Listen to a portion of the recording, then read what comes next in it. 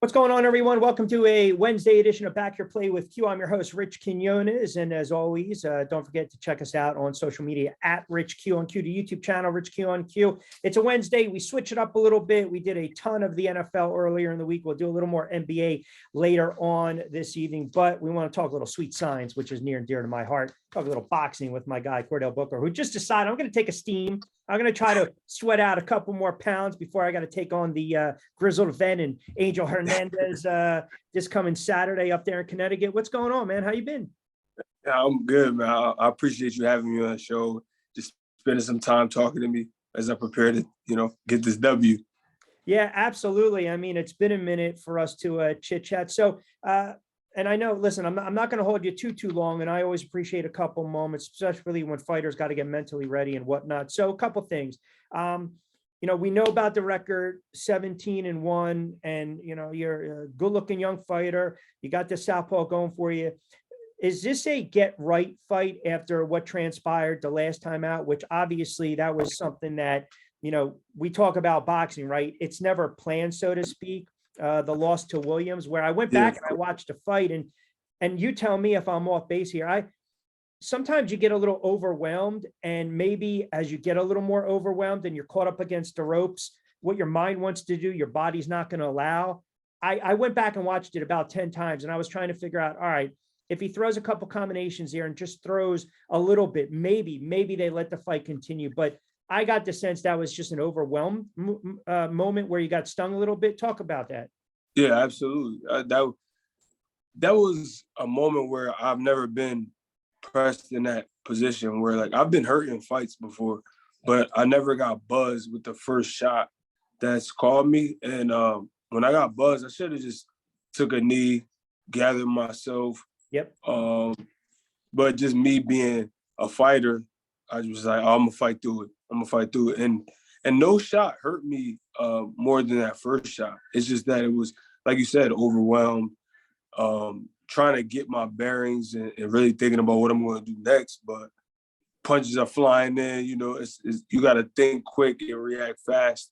And I just, all in all, it's going to turn out to be a learning experience for me, because everything I was doing wrong, I feel like compounded into that happening. All the things, shortcuts that I was taking in my life as far as boxing. Yeah, and I thought maybe it was the overhand left that kind of caught you a little bit and maybe knocked off the equilibrium. And what happens, right? When you're not throwing back and you're up against the ropes, it's all about what the referee sees, right? Time up a little bit, throw a little bit, couple combinations, live to fight another day. But it's a good point you brought up, because boxing is so cynical, right? Guy can have a great record, get knocked out, get knocked on his ass, and all of a sudden the guy's a bum. That's the one thing I can't stand. Covering the sport and calling fights for as long as I have, it rubs me the wrong way, because the great ones even got knocked on their ass. It's how you get back up, right, and how you continue. And I want to get into that for a moment, because, you make no bones about it. You were given really not only a second shot at a career, but a second shot at life. Were you not? Absolutely. I was given a second, coming from having a mandatory 13 years to being able to go to the Golden Gloves, go to Golden Glove Nationals, win a national, be number one in the country, go to the Olympic trials, coming in third in Olympic trials, being a professional, fighting on Deontay Wilder undercard, Sean Porter undercard, Danny Gar. Like, I've made something out of my life that I never thought I could do, and that was all because the Judge White, gave me a second chance.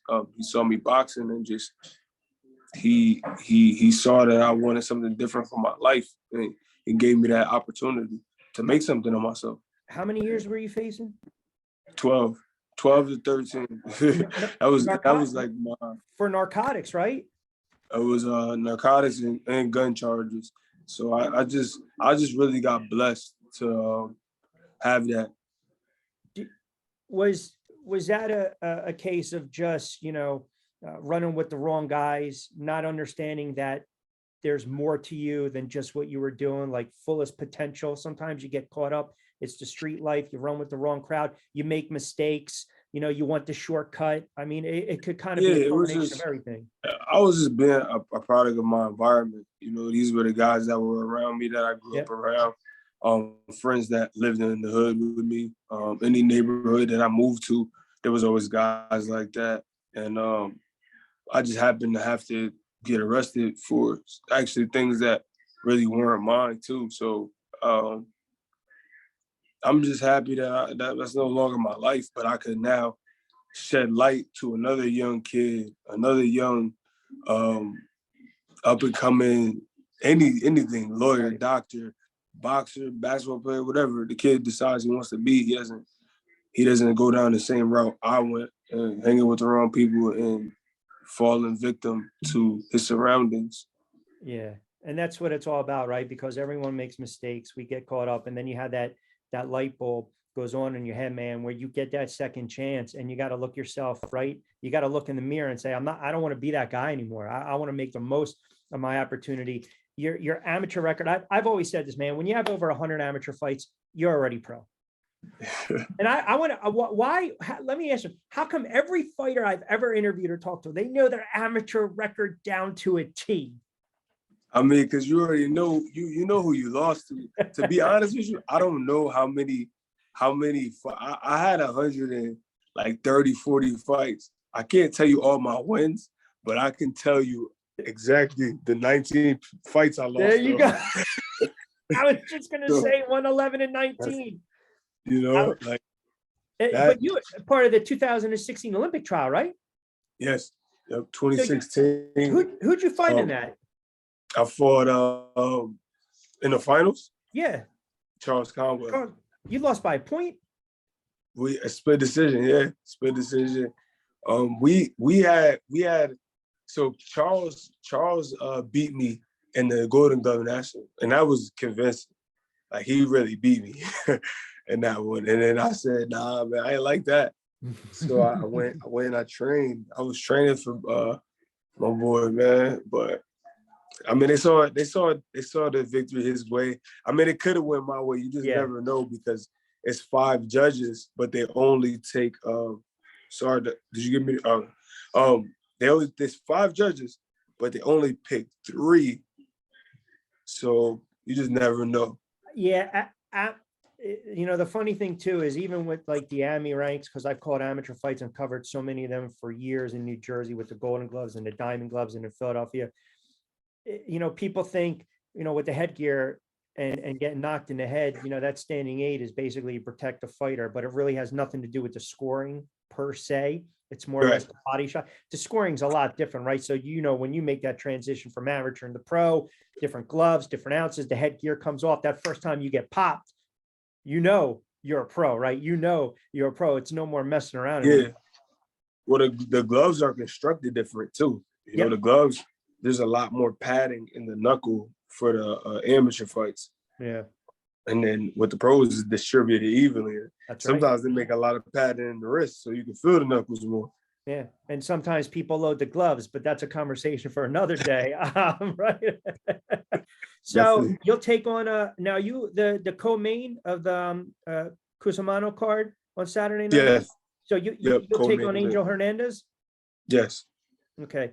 I looked a little bit. I mean, durable guy, right? I mean, whether he's a Mexican or Latin fighter, he's going to kind of come forward. He's dropped 5 out of 8. He's got a little pop. Is this in your mind? Look, we know you never look past an opponent, but is this a get right fight? Just, get the confidence a little back after the loss the last time out? Yeah, I think it's a great opponent for me to come back to. He's definitely battle tested. He's a fighter. If anything, he gonna bring the fight to you. One thing about him, he gonna fight. He's going to give you rounds too. I mean, he fought Gomez, he fought Perillo, he fought Mike Reed, a very good fighter. He's gone the distance with Robert these guys, Easter. Right? He's fought guys. He fought good fighters. So I'm just gonna add my name to the resume though, and I'm gonna add his name to my resume. But there's just gonna be a different columns. Mine gonna be the win column, and it's gonna be in the loss. Yeah, I mean, look, you got the height advantage, right? You got 4 inches on him. You're a southpaw. You know he's a little more diminutive at 5'6". He's going to try to create and get inside. I mean, I would imagine if you sit ringside and watch his fight, the game plan without giving it away is just get on that stick, man. If you pepper him, it Yeah, doesn't matter if you win on the scorecards or you knock him out, right? yeah, I don't care because a win put me in a better 10 times better position than I'm in right now. Where my last fight I got stopped. Everybody who is in the boxing world is thinking that I'm like you said, you lose and you a bum now. So a win put me in a 10 times better position than I'm in right now. So I don't care how I win. I just want to go Um, out there and dominate. so was it, aside from what happened outside the ring when you were younger, did that also contribute to maybe a little more of a late start in the game, so to speak? How did you eventually pick up the sport of boxing? Uh, well, boxing is always something that I wanted to do since middle school, but I had so many other things that basketball, football, being outside in the street that was just in the way. And Yeah, then yeah. finally, when I got in trouble, I said, "Man, I really gotta put my time somewhere, put my energy into something because as men, we need to get that out. That whatever it is, that feeling, that ego, that drive, and that energy, we gotta place it somewhere. And the gym was it was home for me.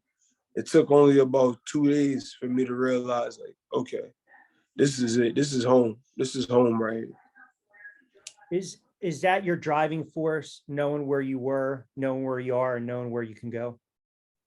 Yeah, that's really what got me to where I am because I never until like as of late, I never got complacent, right? And then to be real, the loss is what's now driving me again because I'm like, wait, when did I become so privileged to like wake up and feel like I don't got to work this hard or like I'm cutting corners? Like me?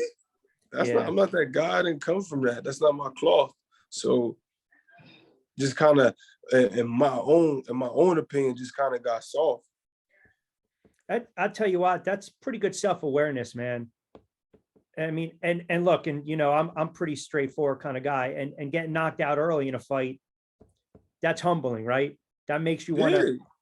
Yeah, yeah. You start you you know as a man when you took part into something. Yep. When something played out that way because there was something that I was doing, and as a man, I just gotta own up to it and don't point the finger at anybody. You see Yeah. guys, something like that happen, they run, they get a new team, or they say this happened. There was things in my life that I was doing wrong, and I corrected them. I find the one thing, and again, maybe I'm getting too old and crankier, but the one thing that I look at with things when it comes to boxing and fighters and young fighters, man, everything now is playing the game on social media, right? You got to call guys out. You got to put up 1,000 videos every day. You want the eyeballs. You want to talk about how hard some guys just kind of just go about their business, right? You kind of strike me Yeah. as a guy that just you let what you're doing speak for itself. You just kind of go about your business. Yeah, I'm in between. Like I'll get on social media and I'll say, I'll call out a few people here and there. And then there's times where I just sit back and I'm like, like especially coming off the loss, I really didn't talk too much about people. I talked about a few because there was a few coming for me after I lost. I was like, wow, Who was now you dogging you? got Who was dogging you? we had Jimmy, he's so trash. He's so garbage. He messaged me saying like, I saw you got knocked out, and I was like, dude, you suck. You've been knocked out like 7 times. Um, then we had this dude who's actually he fights for this company that I'm about to promotion that I'm gonna fight for at Mohegan. This dude Francis. So I'm gonna see what's up. Like, do you really want to fight? Cause like we can do it at Mohegan, bro. You from Mass? I'm from Connecticut. We can meet up right here, and the crowds can have a great show. So But do I'm you gonna look see at if Rich? he's. But you look at risk to reward though, if those guys don't have your resume and your background and your pedigree, it's almost like pissing in the wind. Right? It's true. I'm just a fighter though. No, I hear you. But I do understand what you're saying. Like, it's like, why even go that route? I just don't, man. Where I'm coming from, we used to just fight. So that's how I look at it. It's just like, all right, if you want to fight, let's do it. I hear you. Yeah, that dog starts to come out a little bit. That dog starts barking. Yeah, like, I'm not gonna have you just talking about me like as if. Well, so you do it. That's my answer. You knock me out like that. Let's say, right, you get past Saturday night, you get past Hernandez. I mean, how active do you want to be in 2023 in a perfect world? And I have a feeling you'll say, hey, man, as many fights as I can get. But realistically, how active do you think you want to be? And how many more fights do you think you'd have to get where, okay, now all of a sudden the purses open up the opportunities, maybe some regional belts. And, obviously you have the good ranking, but you really want to start moving yourself. So when I first started boxing, 4 or 5 fights a year, every year. And that's where I want to be. I want to be back to that. I'm tired of fighting one time a year. That's no way to live as a fighter, fighting once a year. And that's how I've been fighting for the past like 3-4 years. I'm done with that. So whatever's on the table, I'm taking. So I want to get it at the minimum this year, 5 fights. This is gonna be my first one. I'm starting off, and I'm once this fight is done, I'm gonna go online, figure out what's the next thing possible that I could jump on, because I'm gonna stay very active this year. Because also it's for me. When I was in the amateurs and I lost, I used to have to fight everything to make myself feel better about that loss. I needed to go on a wild winning streak so I could be like, all right, I feel a little bit better now. Because when I tell you I hate losing, I hate losing. But that's anything. And listen, that's what being a fighter is all about, right? I mean, nobody, or there's always that competitive nature, whatever it is, right? You want to go out, you want to showcase your talent, you want to be the best, and it's also a pride thing, but it's also an ego thing, right? I mean, at the end of the day, it's that blend. Do you have any names, guys, that you might be looking at down the road that you say to yourself, all right, these are maybe some guys, some cats that I can maybe tangle with? To be completely honest, I don't have the only thing I want to do is I want to really just however get my way back to that, being in that top 10, 15, so I could get a shot at being the top, fighting Charlo, fighting the best of the best. I want to fight the best. I don't want to hang around and just like be in the sport. I just don't want to just exist in the sport. I want to fight the best people, which is why I moved up to 160 and fought Ammo, was because it was more to do with a competitor in me. It had nothing to do with like the way I didn't, of course that mattered, but like I wasn't thinking about that. All I was thinking about, all right, well, they're saying he's gonna be the best. All right, I want to test myself. I want to be able to leave the sport and say, all right, well, at least I gave it a shot. I gave it my best shot, and I just wasn't good enough, as opposed to, well, I never took the chance. You also think being a southpaw too. I mean, southpaws are tricky. Nobody wants to mess with a southpaw. Sometimes they're avoided fighters. I mean, I go back, a couple of years ago, there was a great welter come out of the Delaware area, Ray Robinson, man, slick, tall, slender, fought a list of who's who, but he was a southpaw, and he used to tell me, Rich, nobody wants to fight southpaws, man, especially at his height and the way he moved. And we also add in what happened with COVID, and everyone lost a year plus. And, there's always management issues, promotional issues, deals being made, deals being, pulled back. So, there's a lot of contributing factors. Yeah. And that's what made boxing even harder too, right? Like the COVID situation. Then you got the YouTubers and the TikTokers. They got a wave now. So you gotta like kind of compete with those cards as far as the promoters. So I mean, the boxing business is getting a little bit tougher now. Everything's getting tougher, man, because now it's go out, self-generate, self-create. I have this conversation all the time, man. with guys, with the Jake Pauls in the world. They've been able to capitalize and utilize and do what they do and try to get in there and be taken serious, but they also know how to market, man, right? That's what everyone wants. Right. You say something outlandish, boom, you get the views. You do something goofy, boom, you get the views. And it's not for everyone, right? It's not. I mean, Yeah. it's just how people carry themselves. Now, you with PG Sports is managing you now? Yes. How's that working out? Oh, I mean, it's our first fight together. Okay. I have nothing bad to say. Everything good to say. I mean, he's been tremendous. It's great having somebody who can just help me, like in any way, shape, or form, and just really cares and actually listens to how I feel about, Chordale, what do you want to do? This is what's on the table. How do you feel about this? What do you want to do? All right, well, what do you need to feel better about this? Yeah. And it's a weight lifted off my shoulders because a lot of things were dependent on me. And as a fighter, it starts to weigh on you. Of course. I'm sitting there sometimes and I'm boxing, I'm sparring, and I'm like, am I getting robbed right here on the ticket sales? And I'm supposed to be thinking about slipping a punch. Yeah, yeah. You're like, you're trying to cut weight in the sun and you're like, shit, I got to jump on with Q and talk about this fight. These are the last things that you got to worry about. Nah, bro, this was cool.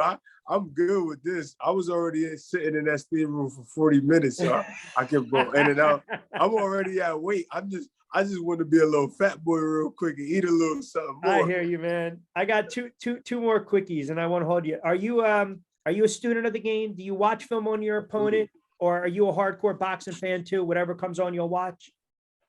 I'm not gonna say I'm a hardcore boxing fan. I'm close to that because I study the ones before, here now. I know some coming up, but listen, when it comes to my fights, I learn everything about that guy. Everything. Yeah, you're a student.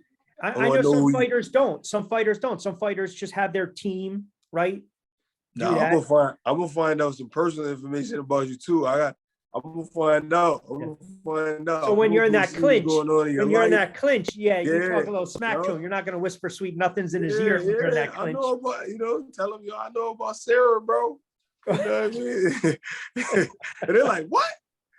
How you know? Those are old school tactics, man. Yeah. Who are some of the fighters from yesteryear that you watch or that you emulate yourself after you like? From before, like Pernell Whitaker. That's my favorite.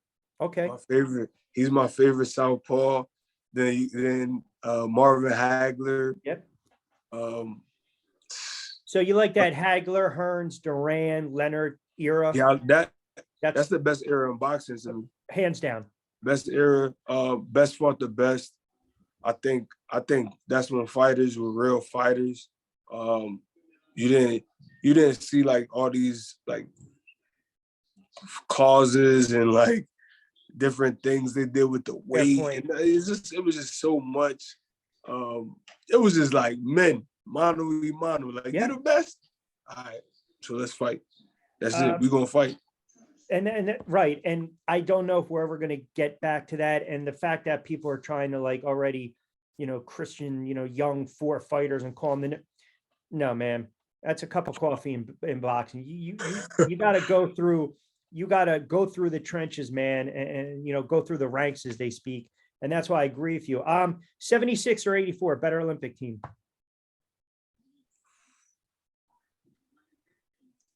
84, gotta be, right?